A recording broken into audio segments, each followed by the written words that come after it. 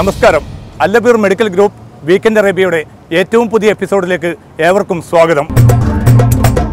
ഹജ്ജിൻ്റെ പൊലിമയിലാണ് പുണ്യഭൂമികൾ.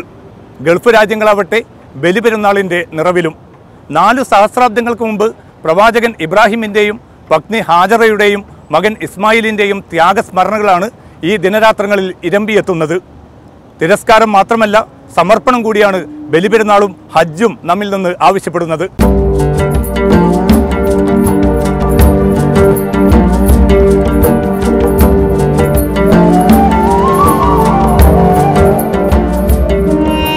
വർഷം തോറും നടക്കുന്ന ഒരു ലോകമഹാസമ്മേളനത്തിന്റെ തിരക്കിലാണ് സൗദി.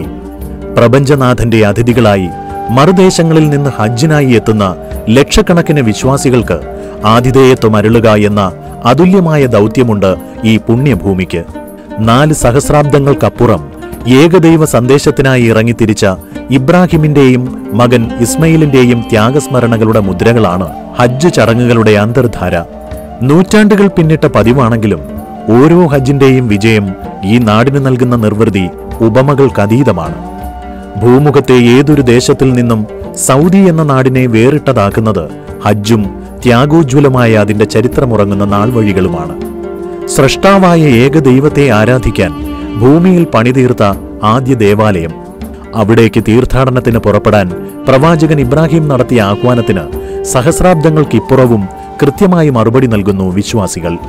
നിലയ്ക്കാതെ തുടരുന്ന പ്രപഞ്ച ചലനത്തെ അനുസ്മരിപ്പിക്കും വിധം കാബയ്ക്ക് ചുറ്റും അനുസ്യൂതം പ്രദക്ഷിണം വയ്ക്കുന്ന ശുഭ്രവസ്ത്രധാരികൾ, ഭൗതികതയുടെ മുഴുവൻ കെട്ടുപാടുകളെയും മറന്ന് അറഫ മൈതാനിയിൽ സമ്മേളിക്കുന്ന വൻ ജനാവലി. അവർക്കെല്ലാം ഒരേ വേഷം, ഒരേ മന്ത്രം, ഒരേ മനസ്സ്. ഫലപ്രദമായ ഹജ്ജിന്റെ വിജയാഘോഷമാണ് വലിയ പെരുന്നാൾ.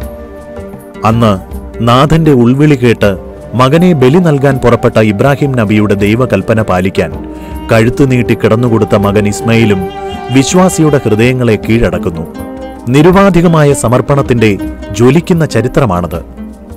മരുഭൂമിയിൽ ഉപേക്ഷിക്കപ്പെട്ട ഹാജറയും ദാഹജലത്തിനായി വാവിട്ട് കരയുന്ന ഇസ്മായിലും സ്മരിക്കപ്പെടാതെ ഹജ്ജിന്റെ കർമ്മങ്ങൾ പൂർത്തിയാകുന്നില്ല. ദൈവീക മാർഗത്തിൽ നിന്ന് പിന്തിരിപ്പിക്കാനെത്തിയ പിശാചിന് നേരെ കല്ലെറിയാതെ തീർത്ഥാടനം അർത്ഥവത്താകില്ല.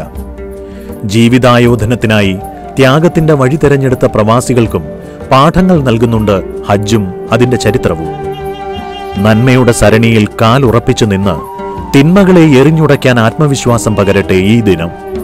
ഈദ്ഗാഹിൽ പ്രിയപ്പെട്ടവരെ നെഞ്ചോട് ചേർക്കുമ്പോൾ പരസ്പരം കൈമാറാം നേരിന്റെയും നന്മയുടെയും ഈ സന്ദേശം. വീക്കെൻഡ് അറേബ്യയുടെ ബലിപെരുന്നാൾ ആശംസകൾ.